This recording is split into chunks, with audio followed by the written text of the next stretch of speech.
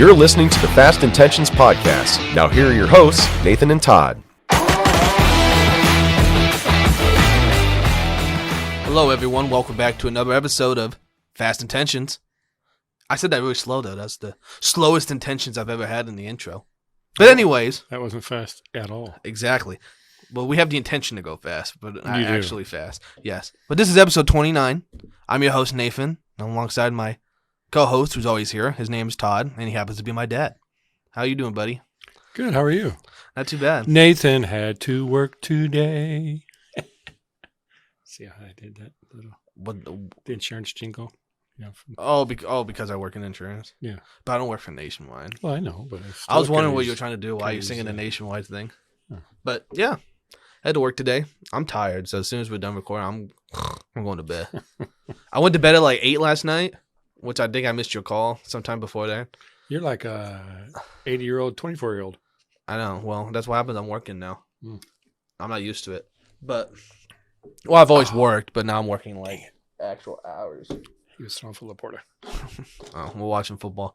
Yeah, on the monitors, we have the Monday Night Football game between Detroit and the Raiders of L.A. And then on the other monitor, we have the Boston Celtics versus the Washington Wizards. Well, technically, we have 2 more monitors. We can have like 4 games at a time. And what we don't have on is the World Series and the Pittsburgh Penguins hockey. So if you like sports, it's a good night. Everything's playing. Those are just normal monitors. They're not the Fast Intentions monitors this week. Well, you kind of called me out for calling them Fast Intentions monitors. Thought it was just funny the way you said it. Yeah. On the Fast Intentions monitor. Come on, go for that 4th and 8 at your own 45. What are you doing? You sound like a guy that needs Jared Goff to go off. I do. I need them. They need to block the backside in because the backside end's crashing down and cutting them from the backside. So they're gonna need to chip that guy at least. Well, hopefully he has a Lamar Jackson game from last week. Hopefully. That piece of shit. Yeah. That son of a bitch. So episode 29, you said, right? Yes, episode 29. Let's see who we're gonna name the pod after. I only got 5 entrants for this week, so. Well, we're dedicating the pod to them now. We're not naming it. Oh, we're dedicating. Them. Sorry. Because I feel like we get more traction when I name it something else besides just people are like, well, who the hell cares about Marshall Folk episode? Oh, okay. So we'll see. Even though it raises our viewers from 3 to 4, or our listeners. Yeah. Speaking of that, help us out there. Share us. Subscribe, like. Rate 5 stars. Rate us 5 stars, please. Yeah. We're on all the platforms but Apple, so you should be able to find us pretty easily. Yeah, fuck Apple. So I never did try to do that again. It says you have to use your Apple ID, and I use it, and they're like, this isn't nice, dude. Use your email, and I use my email, and they're like, you can't use your email. I'm like, what the fuck? Yeah. Those sons of bitches. Yeah, and it pissed me off for like 5 minutes. I just didn't feel like doing it again. They're haters. I know. Fuck Apple. That's why no one gets iPhone. All right. Here's your 5 options for John Travolta dressed as Santa discoing. That's interesting. No, I want you to add Marcus Camby back to the list. I will not. But you've already added him based on saying that. All right, well, Marcus Camby is on there. Marcus Camby. Your second option then is running back Eric Dickerson. Played for the Rams and the Colts. Hall of Famer. Not 1, but 2. That's right. 2 teams. Your second option is Eric Berry. I know who Eric Berry is. Defensive back. Number 3, baseball Hall of Famer and one of the best hitters of our generation, Rod Carew. Rangers, he's retired now, but I'm sure he's rooting for the boys. Adrian Beltre. Former Red Sox for 1 year. Yeah. Many years in the majors and was a fun-loving guy and always enjoyed you could tell he enjoyed the game and what have you. So, except when you rubbed his bald head, he didn't like that. Well, that's true. And then our last option is pitcher and now turned broadcaster, John Smoltz. Ooh, John Smoltz. Pitched on many of those very good Atlanta Brave teams back in the day. Very, very good Atlanta Brave. Very good. For me, the choices are going to come down to probably ED and Rod Carew.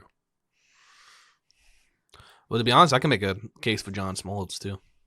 Okay, let's hear it. He's very good. Oh, that was a hell of a case. Well, you've not changed my mind. Well, he's an all-time starting pitcher, and then he's an all-time closer, too. That's true. Multifaceted. Yeah, he's a Hall of Famer in his own right. Yeah, most of these guys are Hall of Famers. Well, there's And don't forget Marcus Camby. Oh, he's not a Hall of Famer. Marcus Camby's still a good basketball player. Okay? Was. Leave him alone. Was. And he was better than you. Ooh, you sip your coffee over there. I could deliver mail way better than he could. Give him enough time, he'd figure it out. Yeah. Same with me in the NBA. No, I don't know about that. I feel like I'd be shooting jumpers from half court, but hey. You need to be born with NBA talent. You don't need to be born with mail carrier talent, I don't think. Well, I don't know. I think I got the skill. The way you describe things sometimes, I feel like that's true.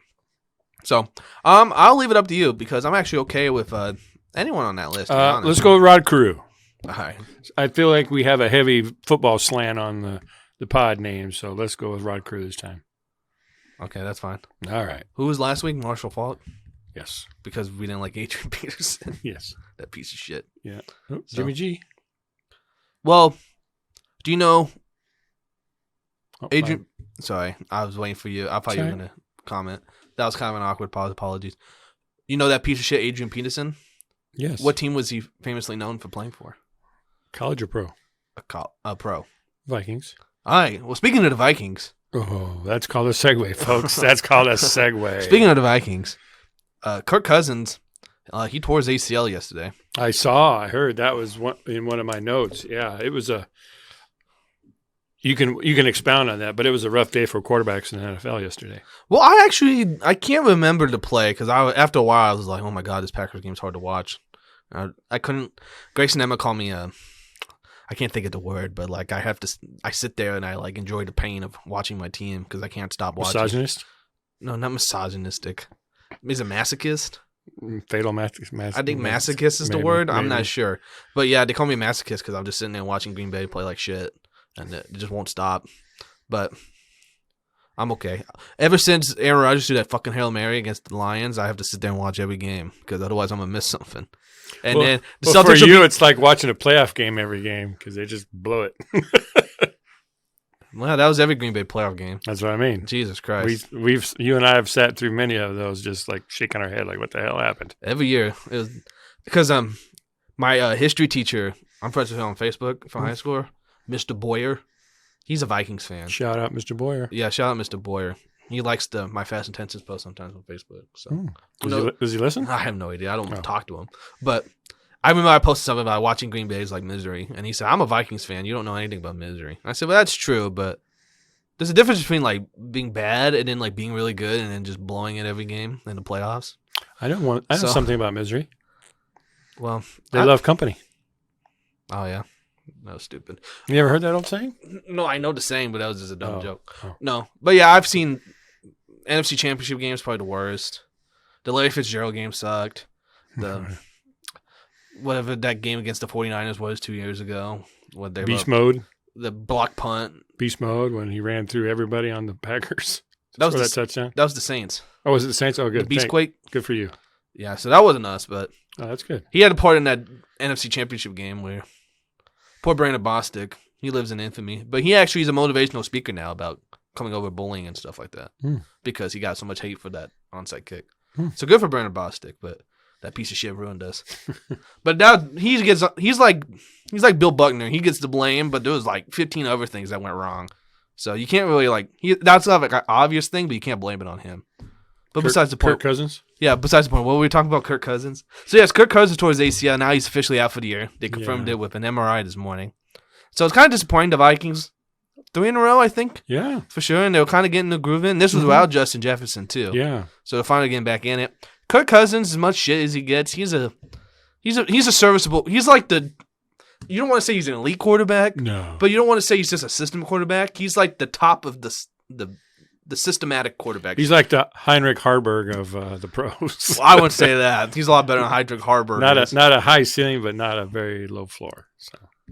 Yes, but out of all the mid quarterbacks, he's like up there. He's like knocking on the door of like elite, I would say. And nobody's answering. Yes, no one's answering, especially if it's prime time. So, we'll have to keep an eye on that situation because the NFL trade deadline is actually tomorrow. So, be interesting to see if they make a move. I know since the young kid I can't think of his name now. Jaron Hall? No, for Tennessee. Oh, Will Levis? Yeah, he had a great game. So they're saying Tannehill might be available now for a couple picks. So maybe the Vikings go that route. We'll have to see. Depends. What they have, I thought you were talking about. Jaron Hall is the rookie quarterback who came in the game. Yeah, I don't think they're going to rely on him. They're going to bring somebody in. Well, it depends because the Vikings are going to make. Well, I guess they kind of have to make a push for it. This is Kirk Cousins last year on his contract, I believe. Yeah. So that kind of sucks for him. Mm-hmm. Coming off an Achilles, trying to get a contract. I mean, that'd be good for him. Yeah. So that stinks. And Justin Jefferson, I think, is out another game for sure because of the IR. I think, and then they have a bye week, I think. And they're going to reevaluate him, so there's a chance he could still be out for. I think it depends on how it goes. Extended time. Next week or so, we'll see. Yeah, Matt Stafford injured his thumb yesterday in the game. That was a train wreck. Yeah, I couldn't believe that. I saw that score at halftime, and I was like, "Oh my god!"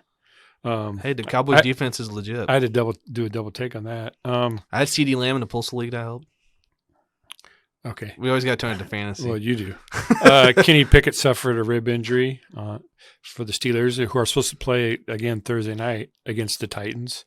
So it'll be interested to see if Pickett's able to play or not, or otherwise I'll go Trubisky. Woes me. Well, he threw that interception against the Jaguars. Yeah. And Grace was like, "What happened?" I said, "Look." And he threw the pick. And there's like 4 Jaguars surrounded this Pittsburgh guy. I go, who the hell is he throwing to? There's like 4 guys there. Well, I didn't get to see much of the game. I saw like 2 minutes before the half when they called that phantom offside play on the Steelers, and then they gave it a 55-yard field goal. And then Tyrod Taylor suffered a pretty significant rib cage injury. When he got hit yesterday, he was taken to the hospital, and they kept him overnight for evaluation. Oh, what's that Giants quarterback name? DeVito? Danny DeVito. It's not Danny DeVito. Well, when they play Philadelphia, it'll always be sunny. Oh, Jesus Christ. You're really pushing it today. Mm-hmm. I'm trying to figure out what the first name of this Giants quarterback DeVito. It's the family. No, but the Jets won a stinker, and it's just crazy. The Jets are going to keep winning, keep staying in there. It's Tommy DeVito, by the way. Oh, Tommy. Yeah, it's got to be tough to be a New York football fan, no matter what side of the line of scrimmage you're on. Well, the Jets are 4-3. They're right there. Yeah. If Aaron Rodgers makes a miraculous comeback, you never know. But, yeah, they've sat pat with Zach Wilson, and he hasn't been spectacular, but he hasn't cost them games like he had been. So yeah, he's the Heinrich Harburg of the NFL. Oh. No. Nice catch by Reynolds, and then he fumbled it to the Raiders right on the 21-yard line. Piece of shit. Yep. Well, it's okay. Devontae Adams gets a chance to score. But what was I about to say? He's the Heinrich Harburg of the NFL. Well, he's just not that good, but they're winning games. Craig Reynolds? No. Zach Wilson. Oh. Not Josh Reynolds. Yeah. Craig Reynolds. Craig Reynolds. Who the hell's Craig Reynolds? No. Okay, but then the Vikings won 3 in a row. The 49ers now have lost 3 in a row. They lost again. They lost to the Cincinnati Bengals, who were struggling on offense, but they kind of seem to have figured out their stride. So I don't know how serious you want to consider it. But 3 games in a row for a team that looked so dominant and the favorite to win. Well, their loss to the Vikings, we found out later that Purdy had concussion symptoms on the way home. They discovered it on the way home. And they kind of picked out, they were going for Adams, but it just got picked in the end zone. Is Garoppolo playing? Yeah, but they went back to the film and they saw where they think his concussion happened, and he threw the 2 picks shortly after that. So they think that was probably had an effect on it and on him, and that's the reason they probably lost that game. I mean, the Vikings were playing good, but I think the 49ers, if he was in his right mind, so to speak, I'm sure that they probably could have won. Well, that was very literal. Yeah. In his right mind. Well, okay, we talked about 2 wins in a row, 2 losses in a row. We weren't concerned. Mm-hmm. 3 losses, is that concerning now? A little bit, but, they played at Cincinnati. Joe Burrow's kind of back to finally being fully healthy, I think. He's back to the Burrow that we saw last year. And they actually look okay. Yeah, when that team's actually functioning at 100%, they're a good team. They're a strong team. I mean, they're probably one of the top 2-3 teams in the league. I picked them to win the AFC. So, yes, you did. So, a little bit of that, and then, dealing with a few injuries and stuff. But, it's just – that's why teams don't go undefeated. There's just, too much parity, and it's just hard to keep yourself up for all 16 games. Well, and then Brock Purdy's getting a lot of crap. But I don't know why people kind of made him out to be this elite quarterback anyways. Because we've talked about this multiple times. The 49ers is a team you can just kind of plug someone in there, and it just works because they have the defense, they have all the skill position players around him. So he just has to make the plays. And now that he's Deebo Samuel was out again, I believe, wasn't he? Yes. So, I mean, losing like a skill player like that, you expected him to do more.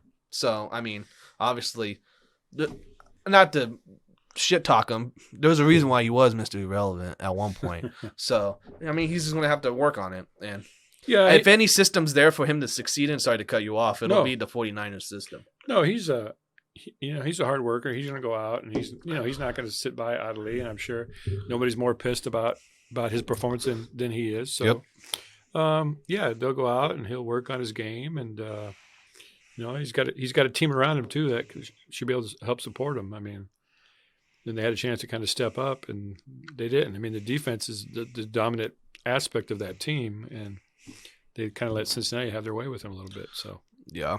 So, and then the only last thing I had was the Broncos beat the doo-doo out of the Chiefs. Yeah, that was kind of a little bit of an upset. I don't think too many people would have picked that. And then the Chiefs didn't even score a touchdown, but kicked 3 field goals. So especially because before the Packers game, they were giving up like the most yards per play, and they were terrible. But I think a lot of that was screwed because of the 70-20 game. So that probably inflates their stats a lot because they had like 16 80-yard plays against them. But yeah, for a defense that's looked as terrible as it's been, they've looked pretty good the last 2 weeks, especially again. Well, granted, Green Bay, it's not that impressive, but against the Chiefs offense, I mean, but what can you do? You can have a bad week, and especially because it's a division game on the road, they're always tough. So I mean, is this going to do anything for the Chiefs? No, but it did say that was Mahomes' first ever road loss against the AFC West team in his career. So that's always exciting. And then I don't know if you saw the stats about how Travis Kelce is when Taylor Swift's in attendance and then when she's not. Well, they're a lot better. They're a lot better when she's there than when she's not, and she wasn't at this game. So they kept showing that. Well, I did see after the game that the Broncos were playing Taylor Swift songs, which is funny. So, yeah, that was a good dig at him. So. Yeah, Taylor's not going to be able to make every game. She is doing a world tour, and got a new movie billions out. Of dollars. Yeah, she just became a billionaire last week. I heard became officially a billionaire.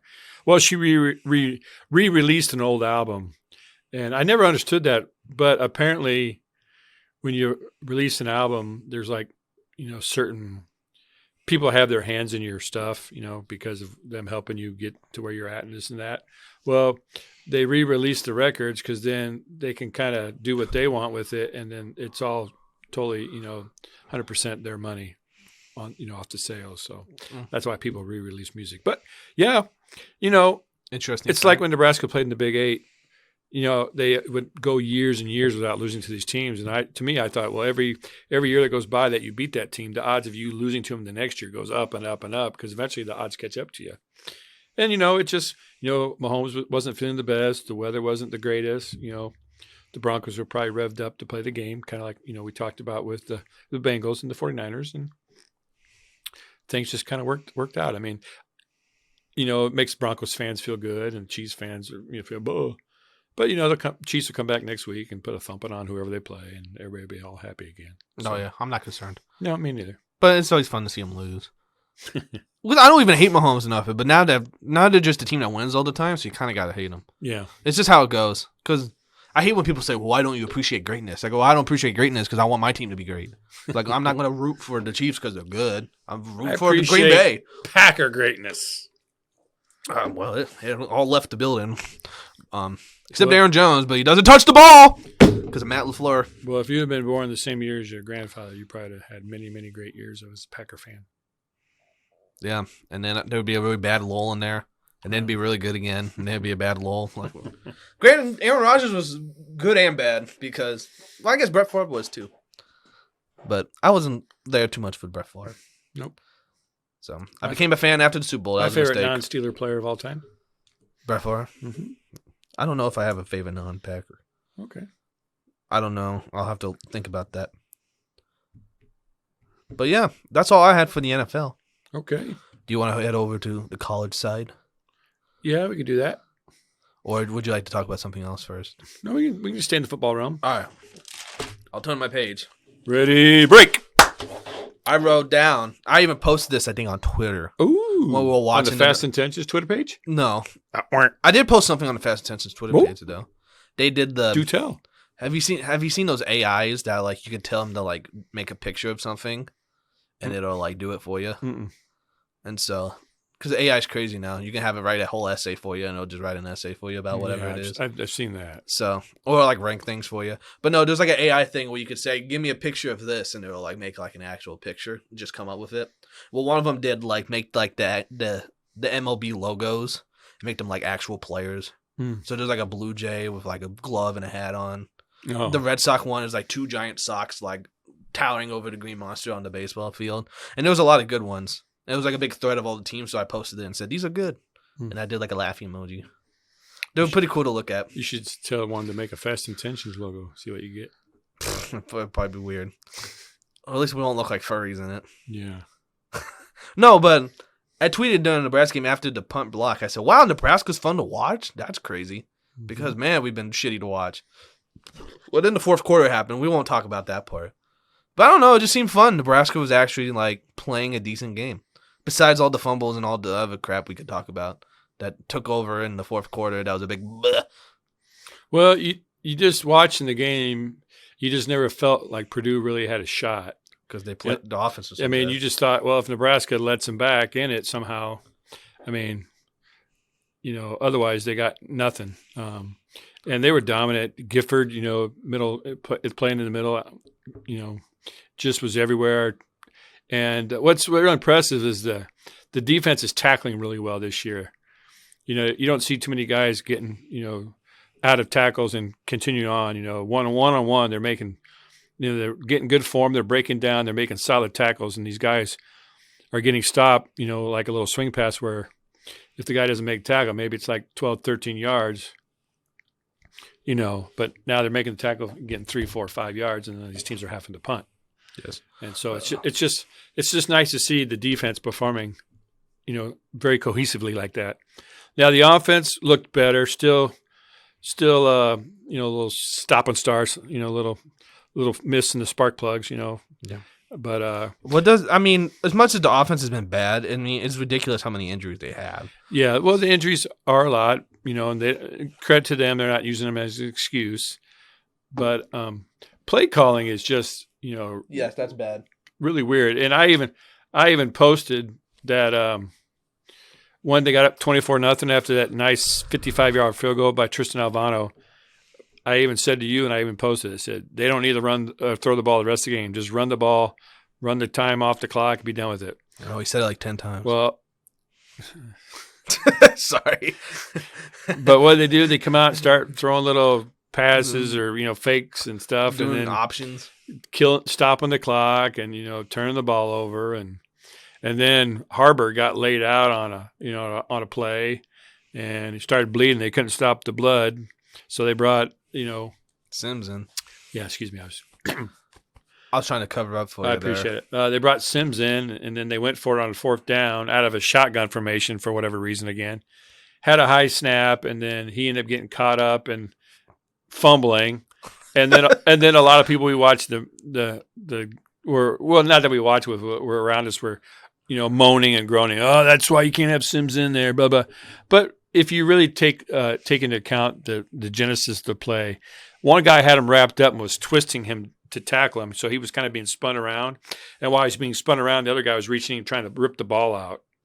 Well, it's hard to hold on to a ball when somebody's pulling the ball one way from you while you're getting spun the other way. And just because of his history this year of turning the ball over, everybody just like, oh. But really, if you break down the play itself, the fumble, I mean, you never want to say a fumble was good, but it was an acceptable fumble. It wasn't, because he was being careless with the ball or anything like that. It was just a good play by Purdue. And, there's other team has players too. I mean, shoot, that 4 and 5 for Purdue, man, those guys were monsters. Benhart couldn't block anybody on his side, and that one guy just crushed Harburg. But we even talked about Harburg too. The way he's running, he's just like running real robotic, like he's worried about turning the ball over. He just like he maybe has an ankle injury or something. He's just not running at full speed when he turns the corner. He's got the ball high and tight, but he's just running. Another quarterback used to run like that, Adrian Martinez, after his first year when he came back, he started running really slow like that, like he was looking for the contact instead of just running, and worry about the contact when it comes. When they run, they look like they're expecting to get hit by somebody, so they're like looking for it to come instead of just running full out. So it's just kind of a weird dynamic. I know we talked about it a little bit. He just didn't look very fast at all, and then he looked bad around the option. I mean, if he does pitch it, he pitches it really quick, which is fine. But the professional ones like Taylor and Turner Gill and Scott Frost even would hold to the last second and then pitch. And even once they broke the line of scrimmage and got a little bit farther down the field, if the pitch was available, then they would still pitch it. Well, Harburg doesn't have that capability, so just something more they need to work on. But in fairness, I will say I thought option-wise that was probably his best game with it. Yeah. Because he pitched it a little early, but, sometimes when you have two guys there, he's like, okay, take it. But the whole idea is to draw the defensive guy to you as the quarterback. So when you do pitch it, he can't get back out there to tackle the running back or vice versa. If he commits if you get him to commit to the back, then you cut it up underneath him, and so get upfield so he can't tackle you. Because you want to put the one guy in a quandary where he's trying to handle two guys.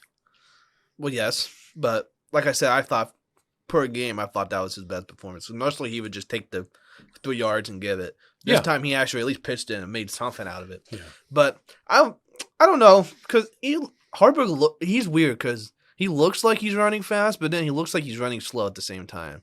It's just the way he moves. It just looks like his pads are like bouncing up and down on his body. He just looks weird. Yeah, he's a big guy. But I went back and watched, and he did turn the corner. He looked like he was moving quick. It just looks weird. I don't know how to describe it. And he holds the ball up all the way up here. To high and tight. That's how Tiki Barber used to carry it. High and tight. That's what they call it. It looks like he's fast, but maybe because he has those pads on, he's kind of awkward when he does it. Maybe that's why. But like we said, Harburg's not going to do a whole lot for you on the offensive side of the ball. He's been serviceable enough. But I think I wrote this down. I wrote this down real quick. I said, we're not good, but we're winning the games we're supposed to win. I feel like I've talked about this every week. The last few years, we'll always lose some game that we shouldn't. Like a Georgia Southern, we'll blow it to a Northwestern, something like that. At least we're not that good, but at least we're beating the bottom of the barrel like we're supposed to. Well, we're at the bottom of the barrel, and I'll push back on that a little bit because the teams we're supposed to beat, we haven't been beating those teams. So we can't come out and say now that these are teams we're supposed to beat. Most of those games are toss-ups, 50-50 anymore for Nebraska. Even a beat-up Northwestern team, you still thought, well, if the things go a certain way, I could see Nebraska losing this game. And you thought that the Purdue game. For Nebraska right now, you want it to be nice and pretty and all that. You want the win wrapped up in a big bow. But right now, a win's a win. And, we can critique some of the stuff and bad coaching and, the turnovers, which definitely still need to work on. They had, 5 fumbles, recovered 4 of them. So they got lucky there. But they just need to work on ball security. But, a win's a win. They're at 5 now. So can they get one more in the next 4, get bowl eligible? Yes. I think they have a chance maybe, to get a couple. Yes. Because nobody on their schedule is really daunting ahead of them. Iowa's defense, but their offense, like you said last week, isn't anything to write home about. No, that's going to be the worst game ever. And next week will be a big test because they're going to be going on the road, at Michigan State. Michigan State's beat up and, they haven't, done much since the whole story broke about their coach and him getting fired. So we just don't know where that team's at mentally. We actually, one of their linemen has gotten the transfer portal, and Nebraska's actually offered him. So we'll see. I haven't heard too many other guys jumping out of the program yet, but this will be a good test. And if they can win and get to 6, the rest of the year's gravy for them, and winning just builds confidence, and the coaches are doing a good job putting the guys in a good place to win and execute plays, and the defense is super, super solid. They got guys at every level that are, you can count on. Like I said, Gifford, Hutchmacher, Newsome. They just got guys that are just making plays. The Omar Brown kid from Northern Iowa, I'm really impressed with him. I couldn't believe he was only playing at Northern Iowa. He had D1 talent all over him compared to what I've seen. But just keep the momentum rolling. Good things, good thoughts. Hopefully the injuries will even out, and maybe they'll get a couple guys back, and just keep it rolling. Matt Rule's saying all the right things, doing the right things. So I'm excited as a Husker fan. They're doing things they haven't done in many, many years. So. All right, well, I'll make my final points then. Okay. Maybe I shouldn't say they're beating teams they're supposed to beat, but they're actually winning games that they should be competitive in. Well, they're not losing. That I have that same mentality. It's hard for me to think that. Because I reflect back to the days when Nebraska was dominant, and Purdue and Northwestern shouldn't be on the same field with Nebraska competitively, but it's just not that way anymore. And I have to tell myself, anymore that. I can't just assume Nebraska is going to win these games because, you can't. All right, well, trust me, I know how bad Nebraska is. But I guess I would say in the past where I felt like with Scott Frost that we were better than a team, we would always lose those games. But now at least we're coming to a competitive matchup and we're actually winning. Mm-hmm. And when that – I mean, you can make the argument that we should have won Minnesota. That was a bad game. But, I mean, going into that, did we really think we were going to beat Minnesota? No. Should we have won? Yes. But that's a different thing. And then Matt Rule just, with as many underclassmen now playing, as many injuries, the fact that they're coming out and they're playing well just shows kind of developmental. Because like we've said, he's a developmental coach. He's gone to Temple, developed a program, wins. Gone to Baylor, developed a program, wins. And we're starting to see the seeds here in the first year. So little sprouts are growing. Little sprouts are growing. I mean, if we could make a bowl team, that's amazing. Especially that's past my expectations for the year. 5 wins would have been good, but now we're already there. We have a chance to maybe get 6 or 7. I think first year expectations is out the roof. So, and then we always talk about Matt Rule's press conference is always on Tuesdays, and we record on Tuesday nights. So this is Monday night. Oh fuck, yeah, Monday. Sorry, we recorded on Tuesday last week. Apologies. So this is Monday night we're recording because Monday Night Football's on behind me. And did he throw the Amon-Ra St. Brown? No, they just ran the stupidest play ever. They ran it inside the zone. Yeah, second and 20 at their 22 and inside zone, lost about 6 yards. Oh, that's great. But a shout out to 24/7 Huskers on Twitter. They always post cliff notes of the Matt Rule press conference. So I'll just read some of these notes. I haven't listened to the press conference, so hopefully these are pretty much in context. If you want to hear anything, sure, you want to talk about, we'll mention it, okay? There's a lot here. I probably won't read all of it. Just paraphrase. Lots of respect for Michigan State. Really physical up front. Thought our offensive line played well. 2 out of 3 sacks on Saturday were the fault of the quarterback. Omar Brown is in concussion protocol this week. You were just praising him. Mm-hmm. Scrambles have really hurt us this year. One thing the D needs to work on. Need to tackle better, which is funny because the way it's looked, we've been tackling really well. You've seen a lot of Nebraska games where there's a guy open in space right there and misses him, and they get another 6 yards. We're actually like going up to guys and hitting them. So it's not the Matt Rule's expectation, but it looks pretty damn good to me as watching this team for the last 4 years. Sorry, take a sip of Coke Zero. Thought the defense didn't play as well as the stats showed, so I guess that's good. You guys are playing good, but you could be better. That's always a good attitude to have. He said 31-14 wasn't too ugly to me. So I guess that means... Well, that nice run by Emmett Johnson at the end made it look better. Yes, it was best because, like I said, it was mostly that fourth quarter that was bad. Well, the fumbles. They had put some subs in, and then after all the crazy wackiness, and it got to 24-14, they brought the starters back. Yes. Oh, and then you talking about Sims, I do agree about the fumble thing. That was just a good defensive play. Yeah. But it's not like he muffed a punt or he dropped a snap, which he's done in the past.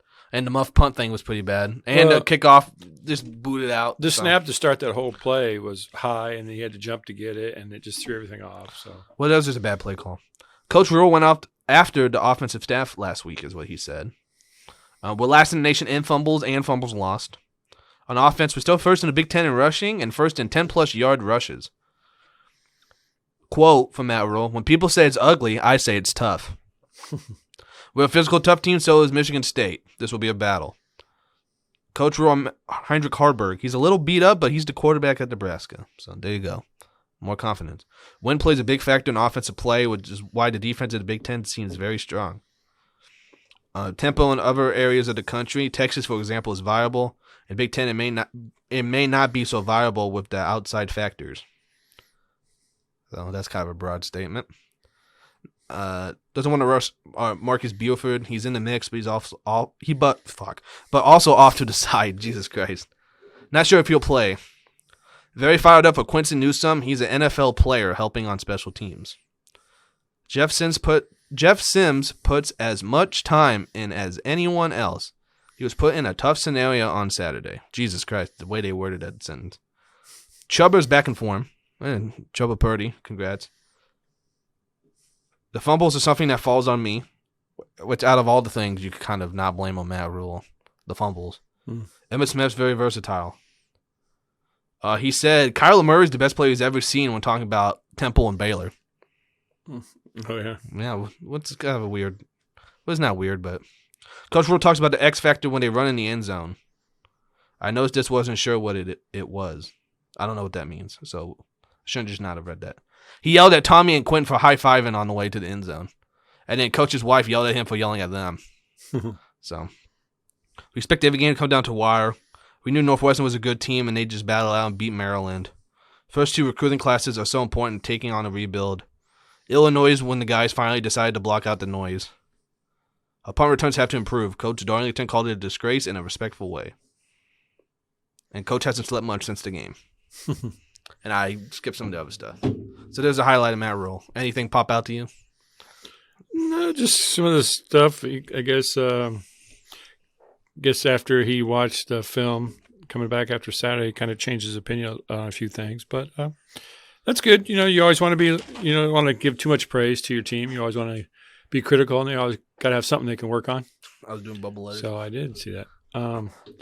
So yeah, nothing too much stands out. I mean, hate to hear about Omar Brown being in concussion protocol because he's one of their better safeties. But I always want to say Omar Manning, but he doesn't play here anymore. So yeah, nothing too much. And then he said on Saturday he wasn't going to mention he goes, there's no reason to mention the bowl game because he said some fan yelled at him, oh, you only need one more win. And he goes, that's a bad attitude to have. He goes, why would you only want to win one more? Wouldn't you want to win the rest of the games? So I go, Maverick always says the right things. So he's been around. Yeah. Sometimes Marcus Satterfield needs to work on his offensive play calls. But Tony White, he was voted the defensive coordinator of the week in the college football. Nice. So he should be. This guy's, if anybody's in line for a nice raise next year, it's going to be Mr. White. Shoot, I'll give Mr. Rule a raise too. First year. So, and then he said, I don't know if I read it, but he said he's further along in this program than he was in Temple Baylor his first year. He says we've already surpassed that because they were won one game and then Temple won 2 games. Yeah. So, yep. So, but those were Temple is not a program, and Baylor was in a big fiasco. So. Well, even though we don't seem like we have a lot of talent, the talent pool that's available at Nebraska is probably going to be more than at Temple. And, Baylor, being in Texas probably has a good pool of players, but at that time they weren't established as much. So, they just didn't have players even considering coming there. So, winning changes a lot. So, there you go. And I like the way it's going. Mm-hmm. Hopefully. Oh, I wrote this down too. Michigan State. I think we can win that game. Oh, you wrote that down? Yes. Maryland, I still think it's a loss. Even though Northwestern beat them, we beat Northwestern. That doesn't mean a whole lot to me. At Wisconsin, I think that's tough. I think that could be a loss. Yeah, that's going to be. And then I feel good about the Iowa game, to be honest. The defense is really good, but it's in Lincoln. Both offenses suck. It's going to be a lot of energy. I think Nebraska can win that one. So I got them 7-5. Oh, that's good. So, and making a bowl game, which is what we care about. I did see a little blurb that Brian Ferentz, the coach's son, who's the offensive coordinator, has been told he will not be back next year. They told him after the bowl game his services will no longer be needed. So, isn't that his son? Is that what that's what I said? I know that's what I thought you said. Well, I'm sure other people suggested that he make that move. I'm sure it wasn't totally his idea. So, sorry, kid, you suck. We gotta get you out of here. Well, it's hard to fire your own kid, but maybe you should have a better offense. Yeah. So. Well, he's got a lot of injuries too. Yep. Not discuss that. Okay. Well, I had a quick update on the Michigan situation. Nice. Andrew Beaton of the Wall Street Journal has reported that Michigan has rescinded Harbaugh's new contract. He had just signed a contract that would make him the highest paid coach in the Big Ten. Dun, dun, dun. He came back to Michigan in 2015, and he's had an 89-25 record since he came back. Ooh, coming in with the stats. So, yeah, they got in trouble before for recruiting violations back in 2021, and Harbaugh was suspended for 3 games, the 3 non-conference games. I remember that. So, but he still denies that he knows anything about it. But we'll see. Obviously, there's something going on. I know the NCAA was in Ann Arbor this weekend interviewing coaches and players, and who knows who else. But we'll see. Like I said, Harbaugh's been 89-25 record, and he's been to the CFP playoffs back-to-back years these last 2 years. So he's a name too. Yeah, he struggled at the beginning. A lot of people weren't sure he was the right hire, but the last 4 years or so, he's really found his footings with the team, and he's got the right players, and they've been pretty dominant. They've been kind of disappointing as far as the playoff games, going up against the big wigs. But as far as the Big Ten, yeah, they've been dominant. So. Well, it's crazy that in college you have to give someone time. You can't just expect someone to be a college coach and then just magically is better. Yeah. So it's crazy that you got to recruit and get your guys you want. And it takes a few years to get all those guys in. But these college coaches always have a lifeline that are any good, like Jim Harbaugh. If it turns out these allegations are true and he thinks something's going to come down, he can easily jump to the NFL and get another job. Oh, so, yeah. They just kind of leave, they run off and leave all that shit behind them in their wake, which isn't really fair to everybody else who's there. But to each their own, I guess. But yeah, just another little log on the fire there at Michigan. So continue to follow that inferno and see what happens. All because of the Italian stallion. Yeah. Over there. Did you see those? Did you see that man and woman in the stands at the Nebraska game dressed all in Michigan gear and had binoculars sitting up there? That was pretty funny. Yeah, I saw a screenshot of that yesterday. That was pretty good. So there's a lot of them everywhere, like different Big Ten stadiums. Well, I heard I think it was one of the national shows. They were offering to pay somebody's tickets or move them to give them sweet tickets or something if they would do that. Go to a game dressed up like that. So, but I do have just a couple thoughts on the World Series. If you don't have any more on the football, I'm good on football. So, yes, you can continue. Yeah, so as we record, it's Monday night, as Nathan said earlier. And no, it's Tuesday night. No, it's Tuesday night? There goes Amon-Ra. I'll stay bound, you little sucker. Yeah, the Rangers and the Diamondbacks are tied at 1 game apiece. The Rangers had a thrilling comeback in the game 1, 2-run homer in the bottom of the 9th, and then a walk-off in the bottom 11th, and then Arizona turned around and kind of dominated game 2, ended up winning 9-1, and they're back in Arizona. But, going into this, I don't think anybody really thought Arizona was the team to beat. They kind of barely qualified for the playoffs. They got in with one of the lesser records, but they're just like they're like a little, if you have a little brother, they're like the little brother. He's just kind of, that guy got smacked. He's like the They did a reverse handoff, and Max Crosby was just there and laid the guy out. So I know the Lions are running some stupid misdirection stuff that it's not working at all. But yeah, I just want to compare the Diamondbacks to they're like a pesky little brothers, always hanging around, always getting into your stuff, always bothering you, and it just irritates you to no end because you just can't go anywhere without them being there. And that's just kind of how the Diamondbacks are. They just a scrappy little team. Nobody gives them much of a chance, and they're like, "Oh shucks, we're just out here playing baseball. We're a good team. We're strong, competitive team. We just out here doing our thing, blah blah blah." And is that an actual quote? No, but No. then here they are, 3 games away from we're in the World Series. And Texas, had to have a couple big hits just to win one of the first 2 games. So. They're winning 3-0 right now, though. Diamondbacks are? No, Rangers. Oh, okay. Well, the Rangers Going are to the 5th. the Rangers are undefeated on the road in the playoffs this year. So there you go. Did want to mention that. So, but yeah, the Diamondbacks, as long as they feel like they have a shot, they're going to be a harder out.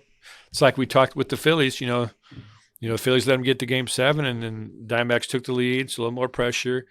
Okay, the Phillies tied it up. Then the Diamondbacks went ahead, a little more pressure, and then as that lead holds, as the innings fall off, just the pressure ramps up.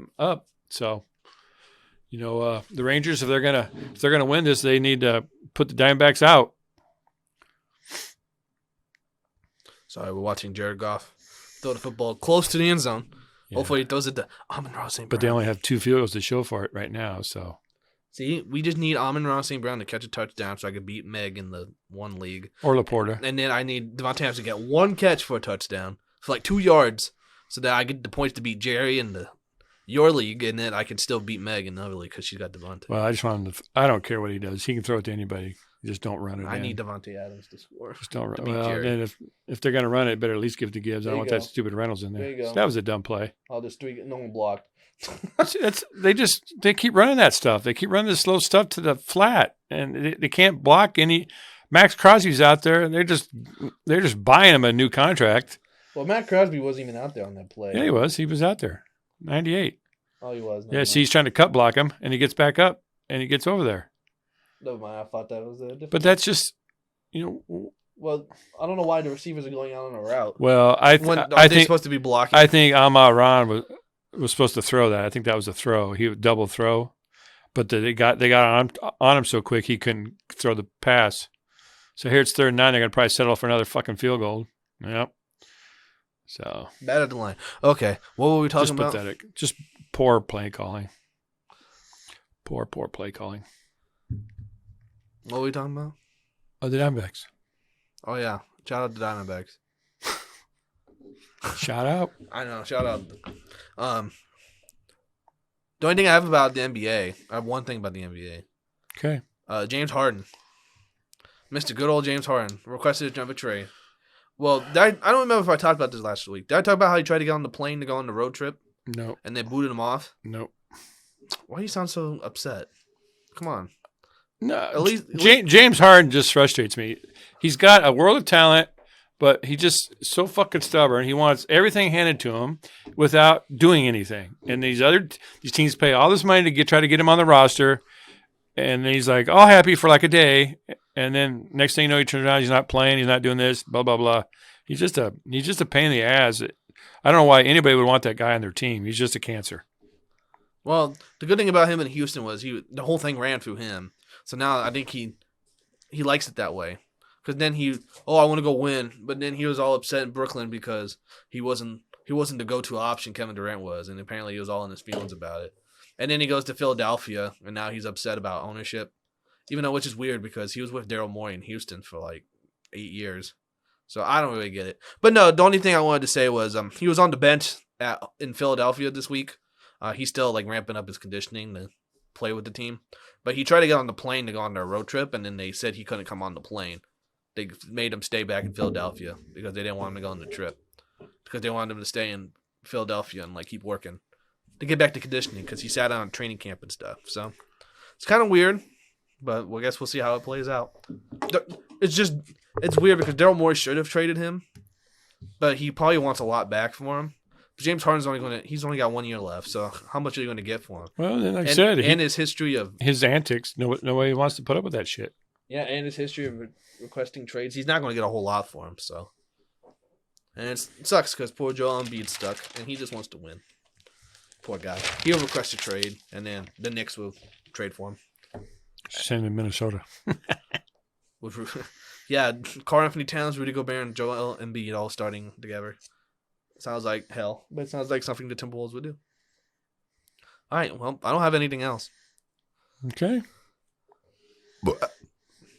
That was nice. That was me revving up the booster. Could you tell? Jeez, stop. I tried to do that one on purpose. Rev up the boosters. You better edit that out. Nope. Yes. Nope. Fire off the booster. Very much. Edit those out. How many nuggets do you have, bro? I got one. Okay, well, I'll go first then. Bro. I'll go first because I have two. Rashawn Gary signed a contract extension with the Packers. I just saw this and I wrote it down because it was info. But I didn't want to talk about the Packers so much, so just wanted to say edge rusher signed, and he's a good edge rusher. and he deserves the 4 years, $107 million. Come off the ACL, he's been good this year, even though he didn't do a whole lot yesterday. Well, I know he was a bit of a disappointment, when they drafted him, and then it's just an early. His first year, he just seemed like he was kind of overwhelmed and kind of lost on plays, but he's really kind of came into his own and been a pretty heady, dominant player for the Packers. So, well, in fairness to him, he was kind of in a logjam with Preston Smith and Za'Darius. But then when Za'Darius got out of there, he got his chance, and he's been good. He's had that one injury, kind of disappointing, but no, because I think he wasn't expected to go as high as he was. And if people talk about his worth, because he didn't have a whole lot of counting stats when he got drafted. It was mostly, what are you laughing at? Oh, one of the guys in the booth's dressed up. Oh, in a onesie. Yeah. Sorry, I was wondering what you're laughing about. No, but he didn't have a whole lot of stats. It was just more on talent. But then a lot of the scouts said he kind of has an issue with like committing, and he doesn't want to work hard. So then I was like, well, that looks kind of bad. But he's been really good ever since he got to the NFL, and he's always posted stuff on Twitter. He's pretty passionate about Green Bay. So shout out the guy. Good. All right, what's your next nugget? Oh, your first nugget and last nugget. Oh. A.J. Brown recorded a 6th straight game with over 125 yards receiving. Yeah, crazy catch. NFL record, and he had a what they call a candidate for the catch of the year in the NFL. So he went to management and said he wasn't happy that he wasn't getting the ball enough, and ever since then he's been getting the ball a lot, and he's been their go-to guy. Maybe at the expense of Devonta Smith, but Devonta had a pretty good game yesterday, finally bouncing back. So finally got a touchdown? Yeah. Oh, the Penguins are 3-3 now. Oh, good. In the third. My final nugget. Do you see what happened with Chris Mad Dog Russo? No. What's funny? No. That's a funny meme that you don't get. But I was pointing at you. I wasn't pointing at anything. Well, we talked about him a couple weeks ago about his co-host lady talking smack on that reporter. Well, Chris Russo still has a radio show, and he was talking about the Diamondbacks and the Phillies in Game 7, where he said he was talking about the Diamondbacks weren't real contenders and that they were still just in there. And so he said if the Phillies lost Game 7, that he was going to retire from sports broadcasting and just stop completely. Well, the Phillies did lose Game 7, and Chris Russo has not retired yet. So he still has his show. He's posting kind of jokes about, oh, enjoy your retirement, blah, blah, blah. He goes, oh, I'm retired. But people give him a lot of crap because he won't actually do it because he was talking all that smack. But ironically enough, during Arizona tonight, he's there in Arizona, and there's like, you can see people in the concourse looking up at wherever his stand was, and they were yelling at him. And he was going out there. He said, hi, guys. Yeah, I hear you. Nice to see you. So he's just getting a lot of shit for that. But I think his takes are really bad, but he is very entertaining to listen to. Especially if you hear him like start ranting about some stupid thing. It's pretty funny. Because him and Stephen A on First Take, they're pretty funny together. But, yeah. That's all I had about Mad Dog Russo. He's talking a lot of smack, and now he's getting a lot of smack. So we'll see if maybe if the Arizona Diamondbacks win the World Series, he'll retire. But the man's old. He probably could retire. He'd be okay. So, yeah, that was my only other nugget. Okay. How old is he?